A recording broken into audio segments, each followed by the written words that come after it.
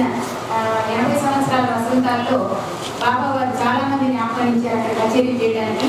అందులో బాలకృష్ణ ప్రసాద్ గారు కూడా వెళ్ళడం జరిగింది. కానీ అక్కడ అవకాశం చాలా టైం రాలేదు. అసలు ఇంకా పాడలేము అనుకున్న టైంలో సాయిబాబా వారి కబురు పెట్టి బాలకృష్ణ ప్రసాద్ గారి చేత పాడించుకున్నారు అన్నమాచార్య సంకీర్తనలు. అలాగే ఇవాళ భగవంతుడు ఇలా ఉంటాడు అని చెప్పేవారు గురువు గారు. అలాగే ఈ పవన్ కుమార్ ఇలా మనందరికీ వ్యక్తపరిచిన వారు శ్రీరామ్ శరణ్ మహారాజ్ గారు. వారి అనుగ్రహంతో ఎంతో కాలమైనప్పటికీ కూడా ఉద్దాన గ్రామంలో ఇవాళ శ్రీ బాలకృష్ణ ప్రసాద్ గారు కచేరీ చేయడం జరిగింది. మరి ఇద్దరు అబ్బాయిలు కూడా స్వతహాగా వారు వృత్తిరీత్యా కానీ ప్రవృత్తి రీత్యా కానీ అన్నమాచార్య సంకీర్తనలు ఎన్నో స్వరపరిచారు. దాదాపు 700 పైగా స్వరపరిచారు. 300-400 కృతులు కీర్తనలు రచించారు.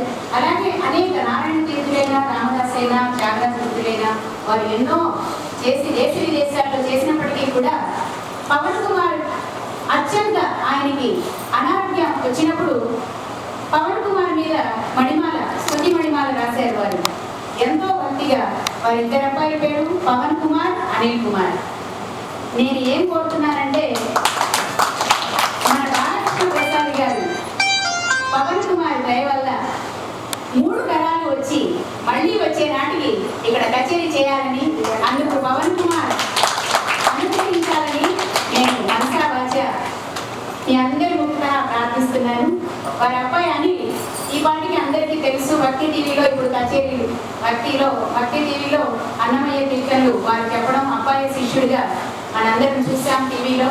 అలాగే అనేక కచేరీల్లో ఆ బాబు సాఫ్ట్వేర్లో పనిచేస్తున్నప్పటికీ కూడా వారి తండ్రి దగ్గరే నేర్చుకుని చేస్తూ ఉన్నాడు కచేరీలు. అలాగే తరతరాలు ఇంకా ఆ అన్నమయ్య ఎట్లా అయితే వెంకటేశ్వరుని స్తుతించాడో పవన్ కుమార్ని ఇలా తరతరాలు వీళ్ళు కూడా స్తుతించాలని నేను ప్రార్థిస్తూ వారికి ధన్యవాదాలు తెలియజేస్తున్నాను.